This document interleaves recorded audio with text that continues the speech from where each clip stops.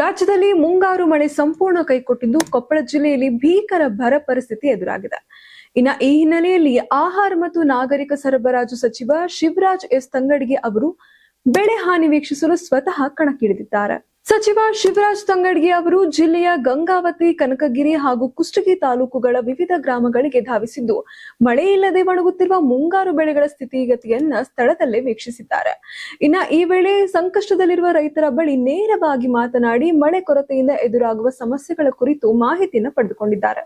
ಮುಖ್ಯಮಂತ್ರಿಗಳ ಸೂಚನೆಯಂತೆ ರಾಜ್ಯದ ಎಲ್ಲಾ ಸಚಿವರು ತಮ್ಮ ಜಿಲ್ಲೆಗಳಿಗೆ ಬರ ವೀಕ್ಷಣೆ ಮಾಡುತ್ತಿದ್ದಾರೆ. ಅದರಂತೆ ಸಚಿವ ತಂಗಡಗಿ ಅವರು 3 ದಿನಗಳ ಕಾಲ ಕೊಪ್ಪಳ ಜಿಲ್ಲೆಯ ವಿವಿಧ ಭಾಗಗಳಲ್ಲಿ ಪ್ರವಾಸ ನಡೆಸಿ ಬೆಳೆಗಳ ಪರಿಸ್ಥಿತಿಯನ್ನ ಅವಲೋಕಿಸಿದ್ದಾರೆ.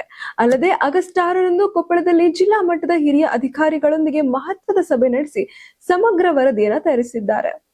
ಬರ ಘೋಷಣೆ ವಿಚಾರದಲ್ಲಿ ಜಿಲ್ಲೆಯ ಯಾವುದೇ ತಾಲೂಕಿನ ರೈತರಿಗೂ ಅನ್ಯಾಯವಾಗಲು ಬಿಡುವುದಿಲ್ಲ. ಬೆಳೆ ಹಾನಿಗೆ ಸೂಕ್ತ ಪರಿಹಾರ ಸಿಗುವಂತೆ ಕಂದಾಯ ಇಲಾಖೆಗೆ ಸಂಪೂರ್ಣ ವರದಿ ಸಲ್ಲಿಸಿ ರೈತರ ಕೈ ಹಿಡಿಯಲು ಕೆಲಸ ಮಾಡಲಾಗುವುದು. ಸಚಿವರ ಈ ಪ್ರವಾಸ ವೇಳೆ ಕೊಪ್ಪಳ ಜಿಲ್ಲಾಧಿಕಾರಿ ಡಾಕ್ಟರ್ ಸುರೇಶ್ ಇಟ್ನಾಳ್, ಜಿಲ್ಲಾ ಎಸ್ಪಿ ಡಾಕ್ಟರ್ RL ಅರಸಿದ್ದಿ, ಸಹಾಯಕ ಆಯುಕ್ತ ಮೆಹಬೂಬ್ ಜಿಲಾನಿ ಸೇರಿದಂತೆ ವಿವಿಧ ಇಲಾಖೆಗಳ ಹಿರಿಯ ಅಧಿಕಾರಿಗಳು ಸಾಥ್ ನೀಡಿದ್ದಾರೆ.